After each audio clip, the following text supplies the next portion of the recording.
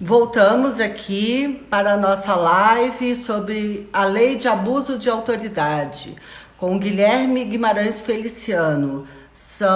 Olá, oi, doutora Maeve, olá, voltamos aqui com a nossa live sobre a lei de abuso de autoridade, com o doutor Guimarães Guilherme Feliciano, que é juiz do trabalho em Taubaté, da primeira vara do trabalho de Taubaté, do TRT da 15ª região.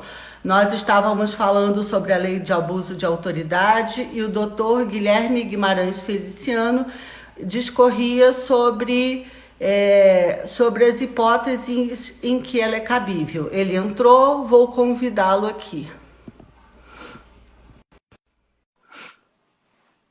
Ele está entrando. Oi, mãe. Saudades. Oi. Quanto Tava tempo? dando... Pois é, mas eu estava dando um oi para minha mãe. Mas saudades de você também. Muito Bom, obrigado. Melhorou. Guilherme. Eu quero mandar um beijo especial para a Luana. Ela está Tá? aqui, claro, né? É. Dando bronca. É. Escu... Você, Andréia, você e a Andréia me aguentaram assim por momentos, né? Átimos, minutos. Ela me aguenta o dia inteiro nessa pandemia. Espera aí, Guilherme, que eu fiz uma bobagem aqui. Tá bonita a sua prateleira, viu? Eu não sei. Desativar perguntas. Vou desativar as perguntas e vou tentar virar para mim, que eu não sei fazer isso. Ai, meu Deus do céu. Essa lá. Eu não sei o que houve. Ó, o Felipe Calvê entrou. Um abraço, Felipe. Para de falar mal de Taubaté aí. Olha, Guilherme, vira lá em cima. Obrigada, Maria Beatriz. Virei. Obrigada. Bem-vinda de novo.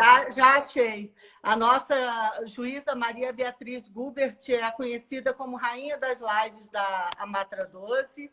Ela que comanda a maior parte das nossas lives aqui e ela sabe tudo. Tá? Então, foi ela que me ajudou agora. Pessoal, eu não vou querer ser antidemocrática, mas eu vou desativar um pouco as perguntas para a gente poder dar sequência à live. Nós já estão se incomodando com a vermelha. E ver se a conexão melhora. Essa canequinha é da roça. Né? De Taubaté, né? Não, mas Taubaté não é roça, é da roça. Não, né? Eu não conheço. Mas Lages é muito interior, sabe? Quase. Eu, bem no fim, não desativei as perguntas, mas vamos dar sequência aqui. Vamos lá. Um beijo para a Dani Bertacchini, que eu estou vendo aqui, que foi um legado nosso da 15ª aí para vocês. Cuidem bem da Dani, viu? Ela faz falta aqui. Pois então, pode dar sequência ao que você estava falando sobre a lei de... Você estava falando sobre crime de hermenêutica, não é isso? Nossos dois temas se comunicam, que tem havido muita polêmica sobre essas liberações de ICMS. A Caixa Econômica Federal entende, inclusive, que a não é nossa, alguns entendem assim também, não é o meu entendimento, mas a Caixa tem sido muito incisiva nisso. Né? Você me dizia, nos casos aí da a Caixa tem manejado o de segurança para tentar reverter essas liberações. Aqui no meu caso, aquela minha decisão, que até chegou a ser noticiada aí no Conjuro, Folha, que foi uma tutela cautelar que começou com um agravo interno, que eu agora e de todo modo é uma polêmica. É isso que se faz a conexão, ou seja, quando o juiz decide temas polêmicos e quando ele decide, inclusive, com a minoria, ou até como às vezes acontece, ele decide de acordo com o seu entendimento, que é único, ninguém mais entende aquilo. Ele pratica crime de hermenêutica, e o que eu dizia era que não. Pelo menos essa foi a salvaguarda que as associações conseguiram lá no artigo 1º, parágrafo 2º, que diz divergência na interpretação ou na avaliação de fatos não configura abuso de autoridade. Ou seja, não há crime hermenêutico. Seja um entendimento minoritário ou até isolado do juiz, entendimento que está devidamente fundamentado em termos 93 da Constituição, não há crime de hermenêutica. O que eu tratei com vocês aí na IJUDE, e eu acho importante, foi, digamos, a construção de alguns caminhos mais seguros para que o juiz não tenha o incômodo, não é, de enfrentar um processo penal de quem termina decidindo se é juiz ou a denúncia é crime. E por isso nós podemos sempre construir alguns mais dar interpretações, digamos, menos favoráveis. Porém, para mim, que dificilmente um juiz do trabalho será condenado em algum tipo da Lei 13.869, exatamente porque as mais vai surgir é a questão de divergência de entendimento, a salvaguarda do direito. Não há punição por hermenêutica. E nesse sentido, Guilherme, a lei de abuso de autoridade, no entendimento das associações, e ao que consta da ação direta de constitucionalidade também, feriu a independência da magistratura. Você entende assim? Entendo. Forma? Veja, eu acho que a lei tinha, digamos, uma boa finalidade. Ela parte de uma boa, um bom propósito, né? Como a gente brinca de boas, o inferno está cheio, né? Mas ela nasceu com a intenção de atualizar a lei anterior, que era a Lei 4.898, de 65, que era realmente uma lei, inclusive, acho que nós podemos reconhecer, leniente, né? As penas eram muito pequenas, eram e não alcançavam uma série de situações que, digamos, estavam na hora do dia e reclamavam, eu entendo, uma atuação congressional. Questões que, por exemplo, não estavam na Lei 4.898 e agora estão na 13.866. Condução coercitiva, sabemos por quê, né? A lei também atendeu a um caso concreto que incomodou, digamos, os parlamentares. Esta própria questão da divulgação de imagens ou de sons interceptados não tinham previsão na lei de atividades. A questão da carteirada, a famosa carteirada, não tinha previsão em lei, agora tem. É um crime interno da autoridade. E algo que foi, enfim, um ponto de discórdia e em relação ao que nossa gestão na mata trabalhou muito duramente, nós conseguimos retardar o que foi possível. Daí, enfim, eu deixei a ANAMAR acho que 4 meses a lei a Lume aprovar a previsão do crime de violência advocatícia. Então, essas são as grandes novidades, digamos, que vem com a lei 13.869. E, apesar dessa salvaguarda do parágrafo 2º, ou seja, de não permitir a punição por crime, e uma segunda salvaguarda, que está no parágrafo 1º, que é a exigência do chamado dolo específico, ou da especial intenção de agir. Isso é muito importante. É o que está lá no parágrafo.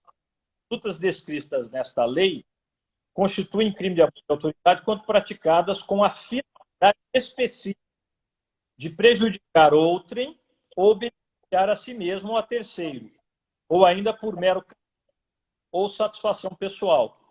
É por isso que eu escrevi, até com um colega da São Alamiro, do direito penal, nesta nova leitura, digamos assim, os crimes de abuso de autoridade se aproximam prevaricação, 319 do Código Penal. Não basta para o crime que se realize alguma dessas condutas. Além disso, quando se conduz desta maneira, ele deve ter uma especial finalidade, ou prejudicar alguém, ou beneficiar a si mesmo ou um terceiro, ou ainda agir por ou por satisfação pessoal. Se isso não estiver presente, também não há o crime. Você não considera, Guilherme, você não considera, desculpa te interromper, mas você não considera que da forma como está posta na lei, o tipo penal, da forma como está posto o tipo penal e a exigência do dolo específico, você não considera que o enquadramento no tipo vai ser bastante difícil?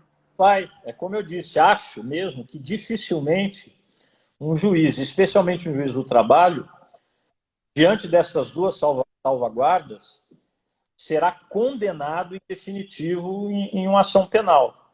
Por isso é que eu dizia antes, o meu esforço, quando nós conversamos sobre isso aí na 12, foi de mostrar caminhos para que o juiz não tenha sequer o aborrecimento de um processo penal. Há algumas coisas que se podem evitar para que não haja sequer o aborrecimento do processo penal. O meu querido professor Sérgio de Moraes Pitombo, professor aqui de processo penal na USP, ele dizia, o processo penal por si mesmo é uma sanção. O processo penal, ele mesmo, já traz desgosto, já traz constrangimento. E, portanto, é bom seguir caminhos que evitem o processo penal. Mas, em havendo processo penal, por conta dessas duas salvaguardas, acho que dificilmente haveria uma condenação. Agora, há problemas na lei, voltando à sua questão anterior, e eu digo qual é o principal deles. O professor Frederico Marques, grande penalista, costumava dizer o seguinte, o direito penal caminha bem se caminhar pelos chamados tipos penais puros ou perfeitos, ou seja, tipos penais que têm apenas elementos descritivas. Tipos penais em que a primeira leitura já diz ao cidadão o que ele pode ou o que ele não pode fazer. O melhor exemplo de um tipo penal assim, dito perfeito ou puro, é o do 121 do Código Penal, homicídio. Matar alguém, pena reclusão de 6 a 20 anos. Nós sabemos bem, qualquer um do povo sabe, né, é o que se chama de conhecimento profano penal, qualquer um sabe o que é matar alguém. Não é preciso uma grande educação, não são necessárias interpretações profundas para se saber que um cidadão não pode atentar contra. Agora, nem sempre o direito penal se guia por essas chamadas elementares definitivas. E aí vem exatamente aquilo que é o calcanhar de Aquiles, do garantismo penal, do Estado Democrático, que são os chamados elementos normativos do direito. Né? O melhor exemplo, na antiga do homicídio, é o antigo crime de sedução, que nem existe mais no direito penal, mas é um que sempre cita, porque ele revela bem como a lei penal pode ser. Esse tipo penal previa que o crime de sedução só se daria passivo que a vítima fosse a mulher honesta. Bom, mas o que é mulher honesta? Primeiro que é uma expressão já repleta de preconceito, né? Já repleta de censuras que geralmente se fazem à mulher e não ao homem. Portanto, o legislador fez em 1940. E aí nós vemos a evolução desse tipo penal, da interpretação sobre esse tipo penal no curso dos anos, trazendo as mais importantes coisas que hoje são inacreditáveis. Mas, por exemplo, se a mulher que não é virgem seria mulher honesta. A mãe solteira. Exatamente, essa era a discussão que a jurisprudência criminal travava. Se a mulher que teve X número de parceiros, ela deixaria de ser honesta. Se a mulher que teve mais de um parceiro, ela já não seria mais honesta. Uma discussão ridícula e que acabava interferindo, veja, com a idade de alguém, não é? Ou com a proteção penal de alguém. Então, felizmente, esse penal desapareceu. Mas ele demonstra como esses elementos normativos são felizes, porque no final terminam abrindo ao final, digamos, uma certa margem de construção, de criação, que no direito penal é sempre muito criticada. Seria o caso do exacerbadamente do artigo 36, né? Exatamente. E aí, pois é, o que é isso? Né? O que vem a ser? É o dobro, o triplo, uma terça parte?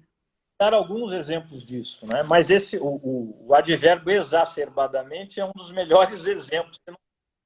Mas a lei tem outros. Por exemplo, injustificadamente. Deixar de comunicar injustificadamente. O artigo 9º, que trata de prisão, é uma hipótese muito curiosa e, em algum sentido, até preocupante, até na perspectiva dos desembargadores, dos juízes de tribunais. Diz lá o artigo 9º, parágrafo único, incorre na mesma pena que a detenção de 1 a 4 anos de multa, a autoridade judiciária que, dentro de prazo razoável, deixar de, aí vem o inciso 3º, deferir liminar ou ordem de habeas corpus quando manifestamente cabível. Ou seja, se a autoridade, então vamos imaginar, se o desembargador é relator de um HC, e nós sabemos que todos os TRTs têm nos seus regimentos a previsão lá do procedimento do habeas corpus, baseado ou inspirado no próprio Código de Processo Penal. Hoje é algo até incomum, Patrícia, você sabe, que praticamente o juiz do trabalho foi privado da possibilidade de dar voz de prisão. Não é? Essa é uma outra discussão que nós podemos ter aí mais para frente, se você quiser. Mas hoje, veja, a prisão do depositário infiel já não pode mais ser decretada em função da súmula vinculante que o Supremo formalizou a partir daquela compreensão em torno do artigo 8º da Convenção Interamericana de Direitos Humanos. Então, já não há mais prisão de depositário infiel. Portanto, esta ordem de prisão, este mandado de prisão do trabalho, aliás, o civil em geral, jamais expedirá. Prisão penal também não é da nossa alçada, já que não temos competência penal, que o Supremo também. Essa até era uma discussão interessante, né, que passou aí muito em Santa Catarina, na época pela pena de autores como Marcelo Cardoso, que à altura era procurador de trabalho aí. Eu próprio me envolvi muito com isso. Nós tínhamos um entendimento de que haveria essa competência penal a partir do artigo... Se não me engano, o juiz Reinaldo Moraes, daqui também. Sim, o Reinaldo Branco e vários outros. Havia muitos de Santa Catarina nessa nossa vibe penalista. Mas o fato é que o Supremo desautorizou essa interpretação. Então, também não é da nossa alçada. Prisões processuais penais, consequentemente, tampouco são as que exigem mandado. Então, prisão temporária, prisão preventiva, prisão corrente de condenação recorrível, que é essa discussão aí da prisão em segunda instância, né? Nada disso é da nossa alçada. Fica só o quê? Prisão em flagrante. Mas a prisão em flagrante, diz o STJ, inclusive em casos envolvendo juiz do trabalho, o juiz sem competência criminal pode dar a voz de prisão como qualquer do povo, não como autoridade. O que quer dizer? Quer dizer que ele não lavra o auto de infração. Não é o que eu entendo. Eu sempre entendi que o juiz do trabalho, ou, enfim, o juiz de competência criminal, dá a voz de prisão por conta de um crime que se pratica na sua presença, por exemplo, uma coação no curso do processo e uma audiência trabalhista, eu sempre entendi que essa voz de prisão, ele, juiz, dá como autoridade. Prisão que ele determina como autoridade. Consequentemente, ele não só poderia, como deveria aplicar o auto de prisão em flagrante, que depois para a autoridade competente. Mas é o que o STJ entende. De modo que, no final das contas, voltando à conversa inicial, habeas corpus na Justiça do Trabalho é algo que pode acontecer. O juiz não obedece ou não atende à súmula que determina a prisão. O juiz entende que, no caso da pensão acidentária, que foi determinada em sentença em função de uma doença ocupacional, e no caso, portanto, de o empregador negar o pagamento da pensão podendo pagá-la, isso equivaleria à verba, portanto, caberia a prisão. São casos de HC. E aí vem o inciso terceiro, que diz que se o desembargador lá recebe esse HC, é distribuído para ele, e dentro de prazo razoável, ele não defere esta liminar, sendo ela manifestamente cabível, ele incorreu em abuso de autoridade. Mas quem dirá se, em matéria trabalhista, esta liminar é ou não é manifestamente cabível? Minha opinião, o juiz do trabalho, portanto, nesse caso, o desembargador do trabalho, que é o juiz natural da causa. Mas da maneira como está aqui, quem é que vai dizer isso em última instância, por assim dizer? O juiz criminal. Que é ele que vai interpretar. Ele é que vamos dar concreção a essa elementar normativa manifestamente cabível. Ele é que vai dizer se aquela liminar em um habeas corpus na Justiça do Trabalho, que dizia respeito a uma ordem de prisão dada por um juiz do trabalho no contexto da legislação trabalhista, ele é que vai dizer, ele, juiz criminal, no final das contas, se era manifestamente cabível ou não a liminar do HC, o que é muito infeliz. Não é? Mas é o que nós temos em função da lei. A outra, e aí, respondendo a sua pergunta, o exacerbadamente também é uma elementar normativa de difícil concreção. Não é? Mas, conjugando o que você já disse, com a interpretação em relação ao artigo 36, o que você já disse quanto à necessidade de um dolo específico. Quando o juiz, então, determina a penhora, determina que a parte ou alguém deposite determinado valor no processo, a pessoa descumpre e ele faz uma penhora Bacen online, e fundamenta essa decisão, né? Fundamenta a sua decisão.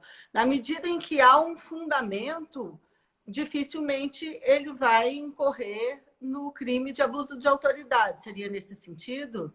Com certeza.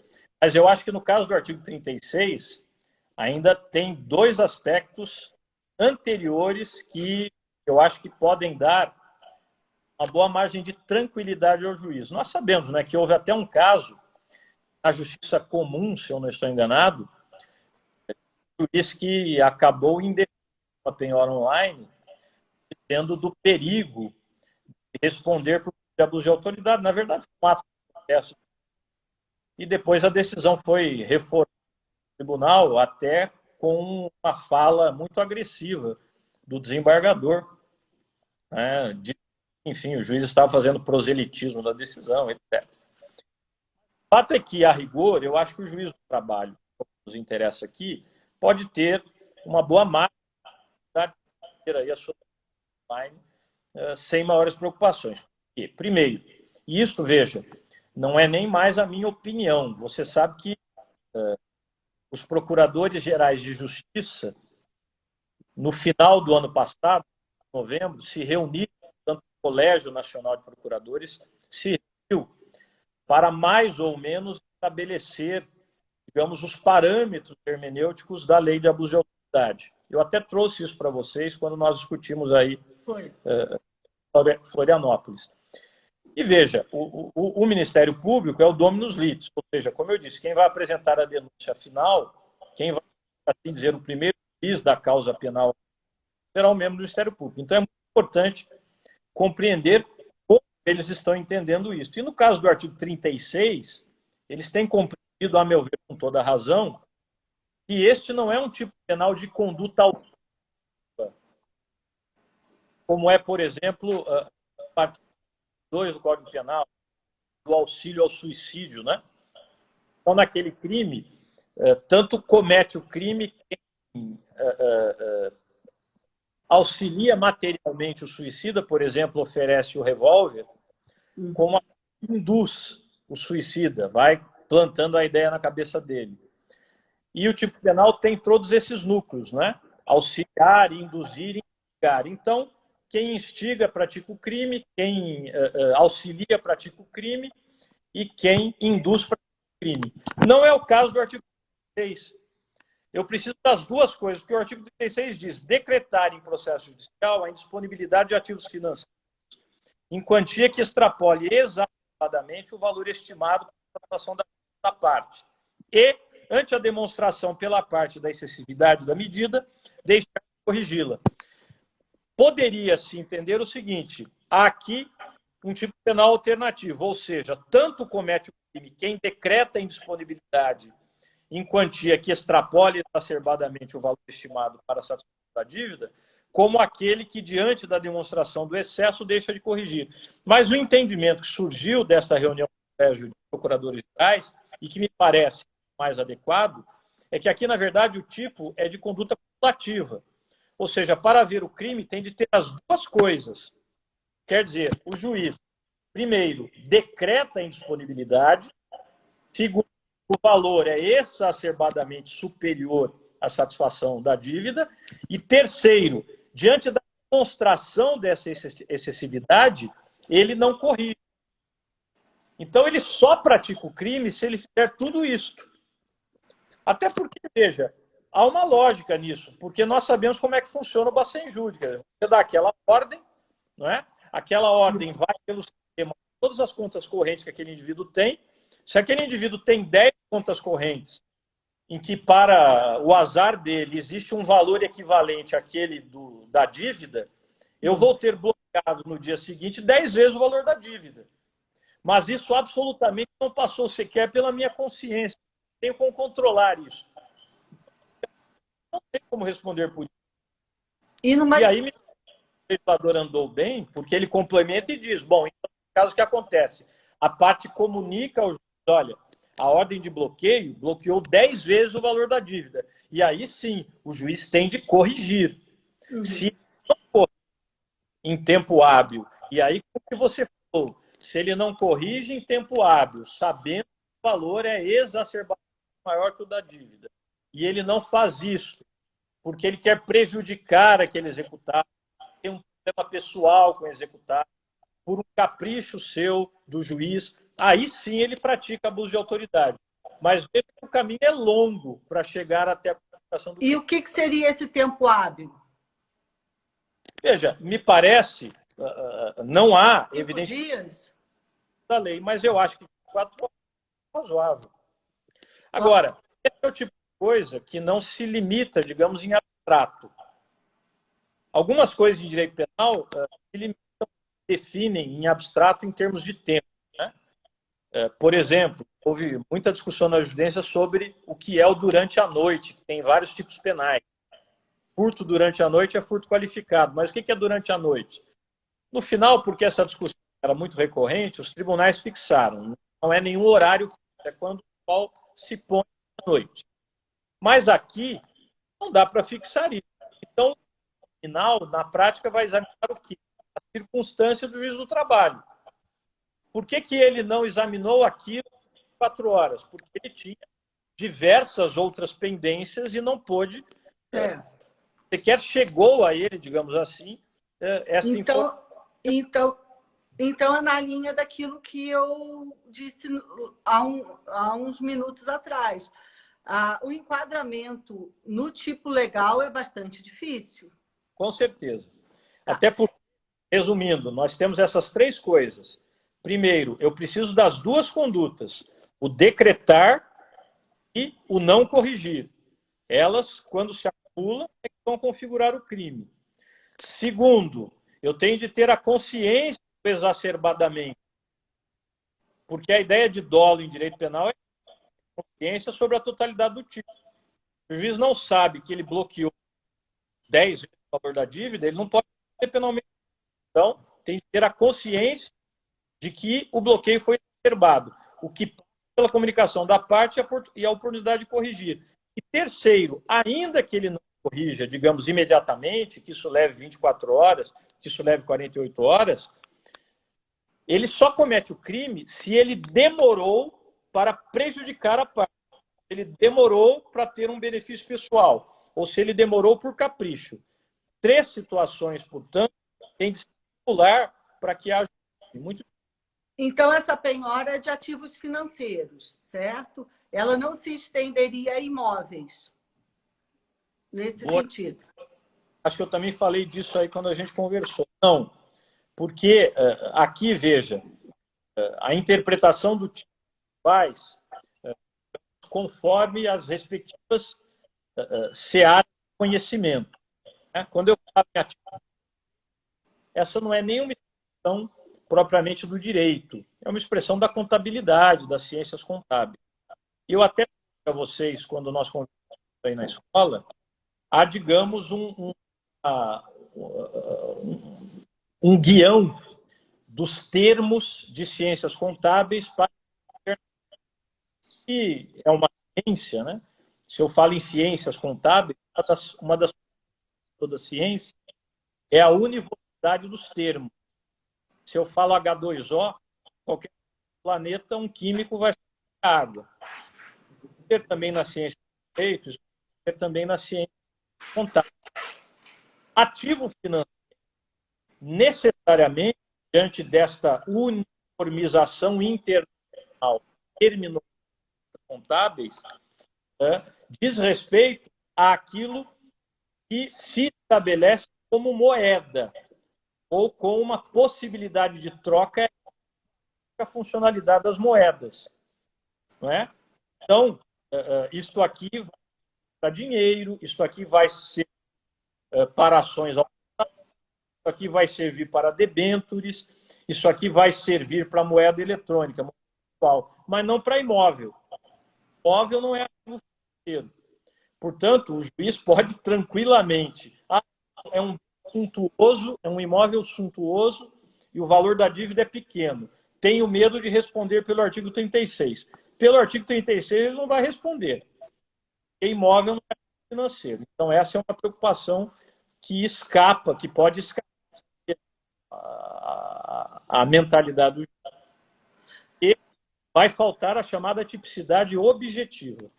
Guilherme, a gente começou a nossa live às 10 horas e depois nós restabelecemos fizemos uma segunda umas 10h10.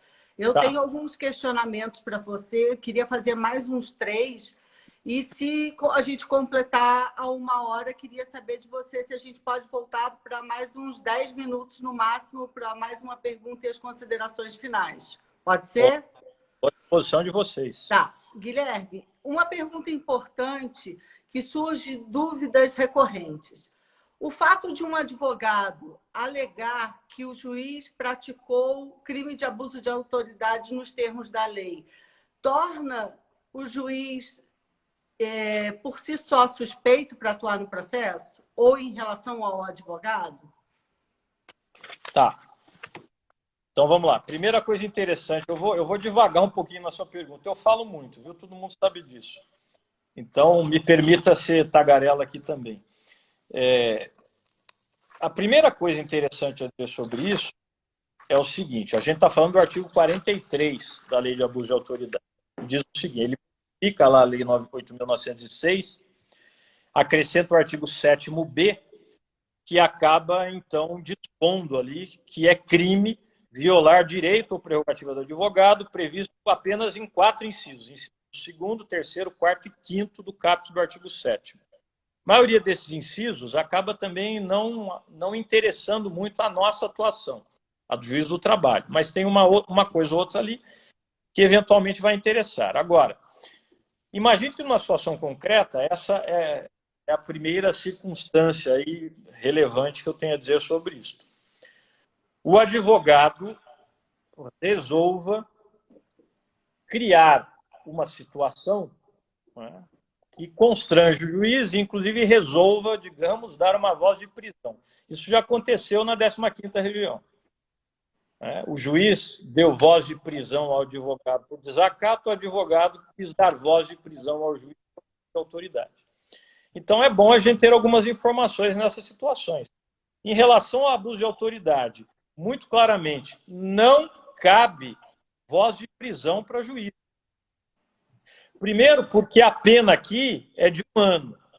Então, esse abuso de autoridade especificamente, ainda que o juiz o pratique, é crime de menor potencial ofensivo.